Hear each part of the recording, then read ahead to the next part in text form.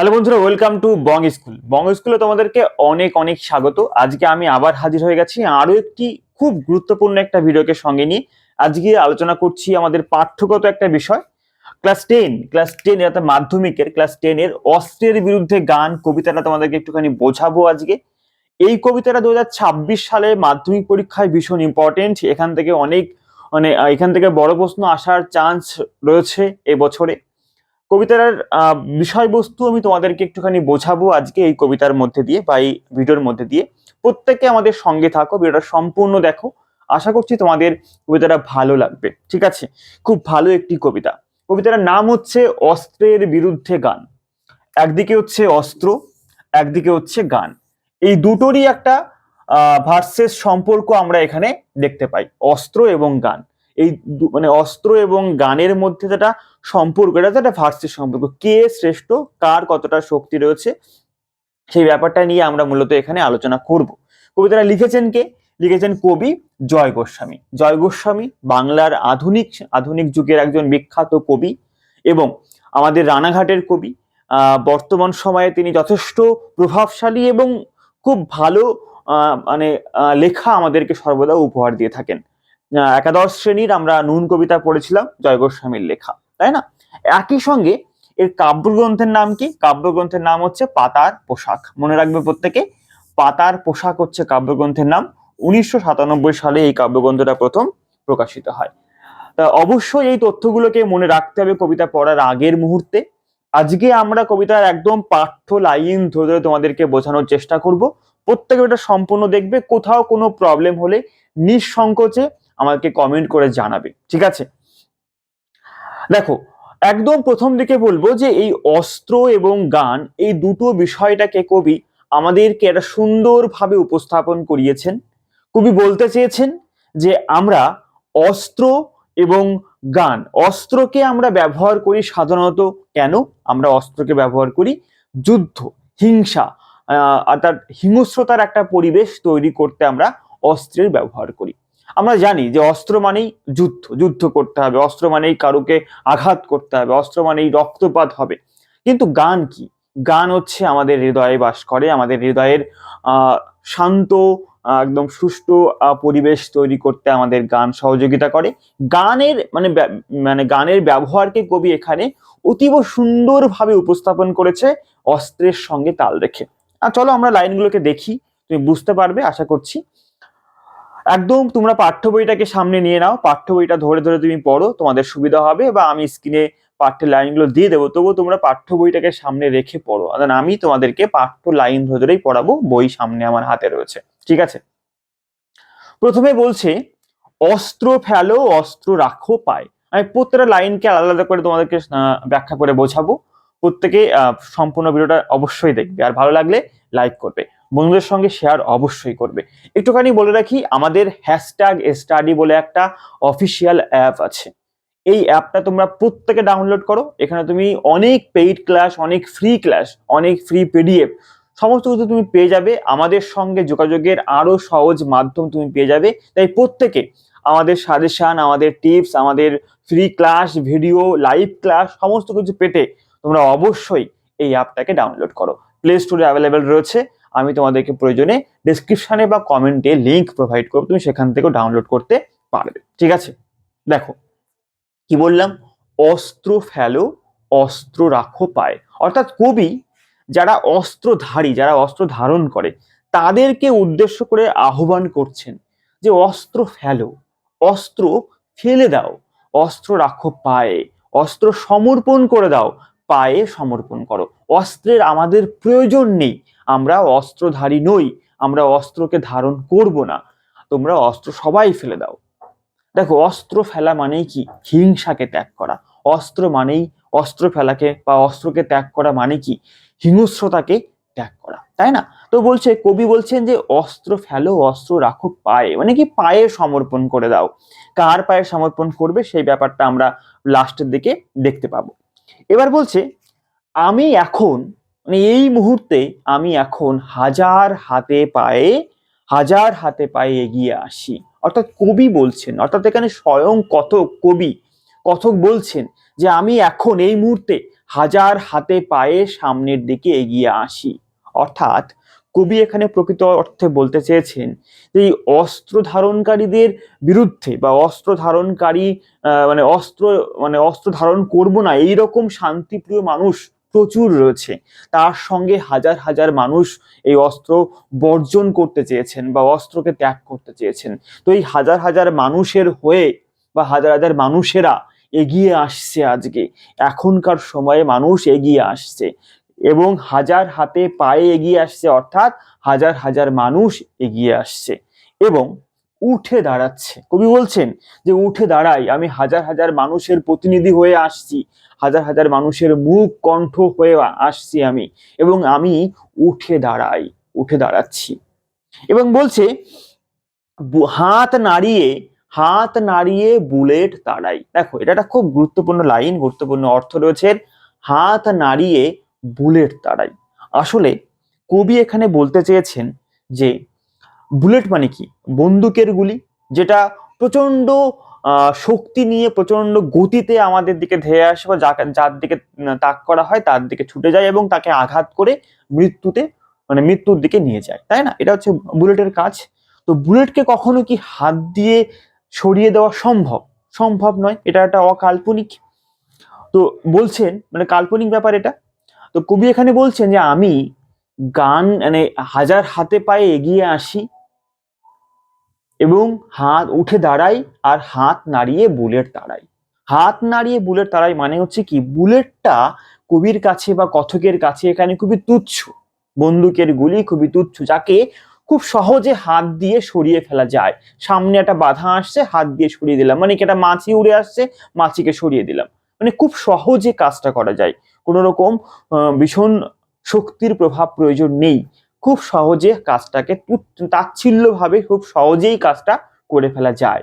আসলে কবি এখানে বলতে চেয়েছেন যে মুহূর্তে আমরা অস্ত্র ধারণ করা ত্যাগ করব বা অস্ত্র ধারণ আমরা করব না, সেই মুহূর্তে আমাদের মধ্যে যে শক্তির উদয় হবে, যে সম্প্রীতির যে শান্তির বার্তা আমাদের মধ্যে আসবে, সেই শান্তি, সেই মানে সেই অস্ত্র ত্যাগ করার যে শক্তি, সেই মোহ, সেই মায়া আমাদেরকে এই শক্তি প্রদান করতে পারে যেখানে বুলেটের প্রয়োজন হবে না। অর্থাৎ বুলেটকে আমরা হেলায় সরিয়ে ফেলতে পারবো। যদি আমরা প্রত্যেকেই অস্ত্র ত্যাগ করি তাহলে কি বুলেট আমাদের দিকে আসবে? আসবে না, কারণ সবাই তো অস্ত্র ত্যাগ করছে। তো বুলেটের প্রয়োজন হবে না, বুলেটকে আমরা হেলায় সরিয়ে ফেলতে পারবো জীবন থেকে। বুঝা গেছে? তো কবি তাই বলছেন যে হাত নাড়িয়ে বুলেট আমি তাড়িয়ে দিতে পারি বা পারছি এই মুহূর্তে। গানের বর্ম আজ পড়েছি গানে। অর্থাৎ কবি বলছেন যে এই শক্তি আমি পাচ্ছি কোথায়? এই শক্তি আমি পাচ্ছি তার কারণ আজকে আমি গানের বর্ম গায়ে পড়েছি। অর্থাৎ গানের বর্ম মানে পোশাক, অর্থাৎ কোনো কিছুর অস্ত্রের আঘাত থেকে রক্ষা পেতে আমরা যে পোশাক পরি তাকে আমরা বর্ম বলি। যেমন আমরা যুদ্ধের সময় বর্ম পরি বা বুলেট প্রুফ জ্যাকেট পরি, যাকে আমরা বর্ম বলতে পারি। তো বলছে আমি আজকে গানের বর্ম গায়ে পড়েছি, গানের পোশাক আমি গায়ে পড়েছি, তাই আমি এই শক্তি পাই যে আমি হাত নাড়িয়ে বুলেট তাড়াতে পারি। বুঝা গেছে? অর্থাৎ কবি এখানে বলছেন যে বুলেট তাড়ানোর শক্তি আমি গান থেকে পাই, গানের বর্ম আমার গায়ে আছে। অর্থাৎ আমরা এখান থেকে বুঝতে পারি যে কবি গানকে ধারণ করার কথা বলছেন, গানকে নিজের সঙ্গে একাত্ম করার কথা বলছেন। অর্থাৎ নিঃসন্দেহে কবি একজন গায়ক বা কথক একজন। আমরা এখানে কবি বলবো না, কথক বলবো। কথক একজন গায়ক। আমরা বুঝতে পারলাম। এই হচ্ছে আমাদের প্রথম প্যারা, যেখানে কবির মূল বক্তব্য তুমি অস্ত্র ফেলে দাও, গানকে ধারণ করো। বুঝা গেছে? এইবার পরের প্যারাতে বলছে, তাহলে আমরা বুঝতে পারলাম যে কবি গানকে ধারণ করার কথা বলেছেন। বারবার করে আমি কবি বলছি, তোমরা কথক বলবে, যে কথক গানকে ধারণ করার কথা বলেছেন এখানে। এবার বলছি কবি মানে সেকেন্ড প্যারাতে বলছেন যে কথক গান তো জানি দুটো একটা, গান তো জানি একটা দুটো, ভুল বললাম, গান তো জানি একটা দুটো মানে কি? কথক বলছেন যে আমি অনেক গান জানি না, আমার গান মানে গানকে আমি ধারণ করেছি ঠিকই, কিন্তু আমি বিশাল গান ধারণকারী নই। আমি গান সামান্য কয়েকটা জানি, মানে সামান্য, অর্থাৎ দুটো একটা গান আমি জানি। অর্থাৎ আমি একজন গায়ক যদি মনে করি, বা যদি মনে হয় যে আমি গানকে ধারণ করার কথা বলছি, মানে আমার কাছে অনেক গান আছে, আমি অনেক গান জানি, অনেক গান পারি, এমন নয়। অতএব সামান্য একটা গান জানলেই, দুটো একটা গান জানলেই আমরা এই বুলেটকে তাড়াতে পারি। কেউ বলছেন আমি বুলেট তাড়াচ্ছি, কিন্তু আমি গান জানি সামান্য দুটো একটা, বুঝা গেছে? আঁকড়ে ধরে সে খড়কুটো, অর্থাৎ ওই যে দুটো একটা গান জানি, ওই দুটো গানকেই, বা ওই সামান্য শক্তিকেই, বা সামান্য গানকেই আমি কি করেছি, আঁকড়ে ধরেছি আমার জীবনে খড়কুটোর মতো। মানে কি, একদম শেষ সম্বল, এটাই আমার কাছে একমাত্র অস্ত্র, গান, এটাই আমি আঁকড়ে ধরে বেঁচে থাকবো। অর্থাৎ কবি এখানে বলছেন যে শেষ সম্বলের মতো, খড়কুটোর মতো আমি আঁকড়ে ধরে আছি। রক্ত মুছি শুধু গানের গায়ে, এবং হিংসার রক্তপাত, অস্ত্রের আঘাতের রক্তপাত, যাকে আমরা হিংসাত্মক রক্তপাত বলতে পারি, তো সেই রক্ত মুছি আমি গানের গায়ে।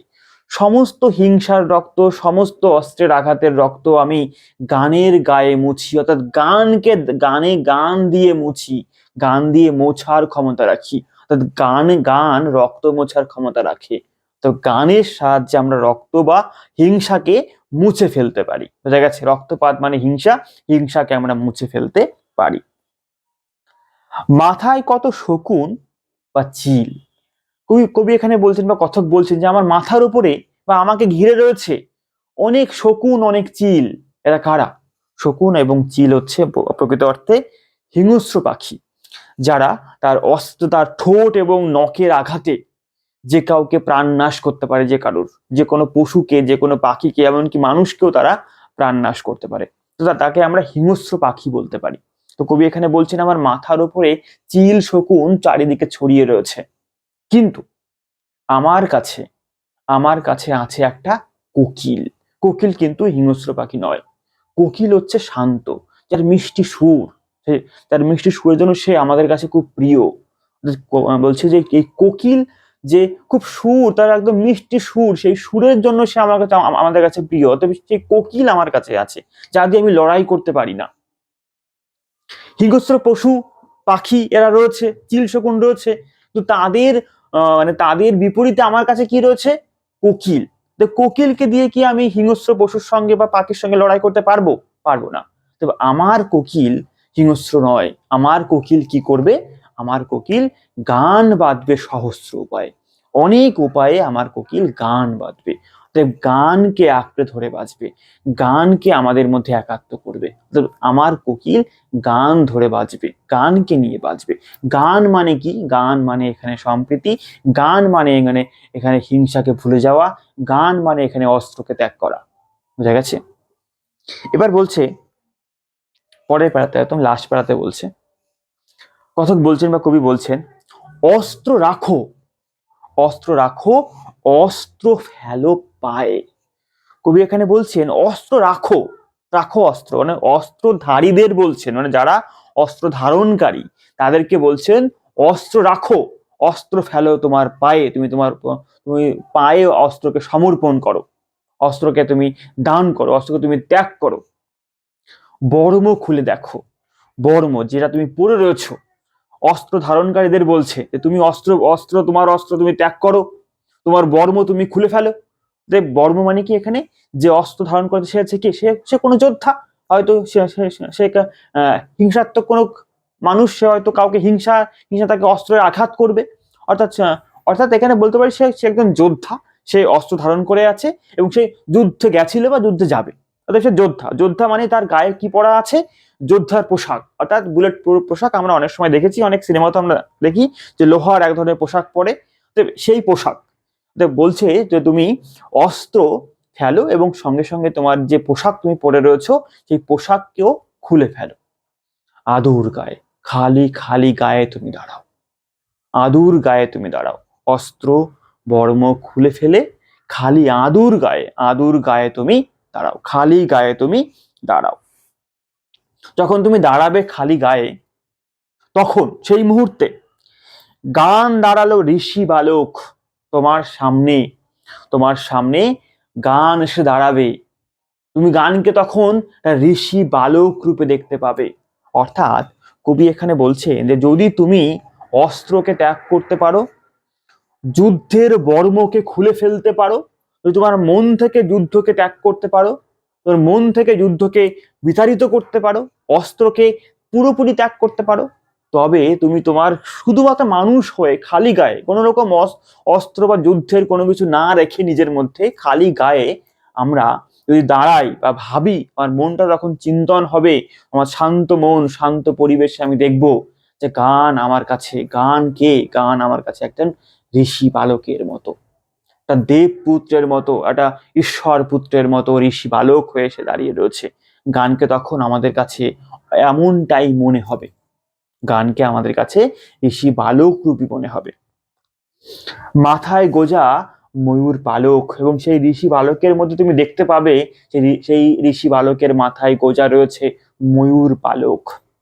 দেখো এখানে কবি অলক্ষ্যে বলেছেন, আমাদের বাসুদেব কৃষ্ণের কথা বলেছেন, কেননা আমরা জানি যে সুর, গান এবং ময়ূর পালকের সম্পর্ক রয়েছে কৃষ্ণের সঙ্গে। তো বলছেন এই গান আমাদের কাছে কৃষ্ণ রূপে এসে ধরা দেবে, তাকে এই গানের মধ্যে আমরা কৃষ্ণকে খুঁজে পাবো, অর্থাৎ সর্বশক্তিমান পৃথিবীর স্রষ্টা কৃষ্ণকে আমরা খুঁজে পাবো। এবং বলছে তোমায় গান নিয়ে বেড়াবে, বলছে মাথায় গোজা ময়ূর পালক, তারপরে বলছে তোমায় নিয়ে বেড়াবে গান, তোমাকে, যে যে তুমি অস্ত্র ভুলেছ, পোশাক খুলেছ, আদুর গায়ে ঋষি বালকের সামনে দাঁড়িয়ে আছো, সেই তোমাকে, তোমাকে এই গান নিয়ে বেড়াবে, তোমাকে পথ দেখাবে, তোমাকে জীবনে এগিয়ে যেতে পথ দেখাবে। বোঝা গেছে? গান তোমার পথ প্রদর্শক হবে, তোমাকে দেশ গায়ে এবং নদীতে, নদীতে দেশ গায়ে তোমাকে নিয়ে বেড়াবে। পৃথিবীর যে সৌন্দর্য, পৃথিবীর যে প্রাকৃতিক সৌন্দর্য, নদী, দেশ, গ্রাম, মাঠ, ঘাট, অতএব এই যে পৃথিবীর প্রকৃতির সৌন্দর্যের মধ্যে যে একাত্ম হয়ে যাওয়ার মধ্যে যে আনন্দ, যে শান্তি, যে সম্প্রীতির বার্তা, এই সবই তুমি তখন অনুভব করতে পারবে। তোমাকে এই গান তোমাকে পথ দেখিয়ে এখানে সেখানে ঘুরিয়ে নিয়ে বেড়াবে। এই গান তোমাকে নদীর সৌন্দর্য বোঝাবে, এই গান তোমাকে প্রকৃতির সৌন্দর্য বোঝাবে, এই গান তোমাকে তোমার মধ্যে শান্তি আনবে, এই গান তোমাকে হিংস্রতাকে ভুলে বাঁচতে শেখাবে। বোঝা গেছে? যে কবি এখানে বলছেন যে গান তোমাকে নিয়ে বেড়াবে। অস্ত্র ফেলো, অস্ত্র রাখো গানের দুটি পায়ে। কবি বলছেন তুমি অস্ত্র ফেলে দাও, অস্ত্র রেখে দাও, গানের পায়ে তুমি অস্ত্রকে সমর্পণ করো। গানের পায়ে, যে তোমাকে পথ দেখাবে গান, গানকে, গান হচ্ছে ঋষি বালক, অর্থাৎ এই গানের পায়ে তুমি সমর্পণ করো, গানের দুটি পায়ে তুমি এই অস্ত্রকে সমর্পণ করে দাও। বুঝা গেছে? এই হচ্ছে আমাদের অস্ত্রের বিরুদ্ধে গান কবিতা। এখান থেকে 2026 মাধ্যমিক পরীক্ষাতে বড় প্রশ্ন 3 নম্বরের পথে 5-3 কোশ্চেন আসার সম্ভাবনা রয়েছে। প্রত্যেকে কবিতাটা আরো একবার দেখো, ভালো করে পড়ো, পাঠ্য বই পড়ো। আশা করছি এখান থেকে যেই প্রশ্ন আসুক না কেন তুমি লিখতে পারবে। ঠিক আছে? অবশ্যই ভালো করে লিখবে। কোথাও কোনো প্রবলেম হলে পরে আমাকে অবশ্যই কমেন্ট করে জানাবে। আমি তোমাদেরকে দুটো প্রশ্ন দেব, আমাকে একটুখানি উত্তরটা তোমরা লিখে জানাবে। একটা প্রশ্ন হচ্ছে কি, যে এই কবিতার মধ্যে কটি পাখির কথা বলা হয়েছে? ভীষণ ইম্পর্টেন্ট একটি প্রশ্ন। সেকেন্ড প্রশ্ন হচ্ছে এই কবিতার মধ্যে ঋষি বালক কে? ঋষি বালক বলতে কার কথা বলা হয়েছে? ঋষি বালকের কথা কেন উল্লেখ করা হয়েছে? বুঝা গেছে? তো ঋষি বালক সম্পর্কে আমাকে বলতে হবে। এই দুটো প্রশ্ন অবশ্যই অবশ্যই আমাকে তোমরা কমেন্টে লিখে জানাবে। তোমার পরীক্ষা প্রস্তুতি কেমন চলছে, তোমার কি টাইপের ভিডিও দরকার, তোমরা অবশ্যই কমেন্ট করে জানাবে। ভালো লাগলে লাইক করতে ভুলবে না। আমাদের চ্যানেল বং স্কুল, নতুন চ্যানেল, অবশ্যই সাবস্ক্রাইব করবে, আমাদেরকে সাপোর্ট করবে। আমাদের পুরনো চ্যানেল #স্টাডি, সেখানে তুমি ভিজিট করতে পারো, এবং আমাদের অ্যাপ, অফিসিয়াল অ্যাপ #স্টাডি, সেখানে তোমরা আমার সঙ্গে সরাসরি কথা বলতে পারো, আমার সঙ্গে তোমরা ভিডিও কলে কথা বলতে পারো, আমার সঙ্গে তোমরা চ্যাটে কথা বলতে পারো। আমাদের নোটস, আমাদের পিডিএফ এর বিভিন্ন সাজেশন, অনেক লাইভ ক্লাস, সেগুলো তোমরা সব অ্যাপের মধ্যে পেয়ে যাবে। তো সেখানে যুক্ত হও, আশা করছি তোমাদের ভালো হবে, কাজে লাগবে। ঠিক আছে, আজকে এটুকুই, দেখা হচ্ছে পরবর্তী ভিডিওতে।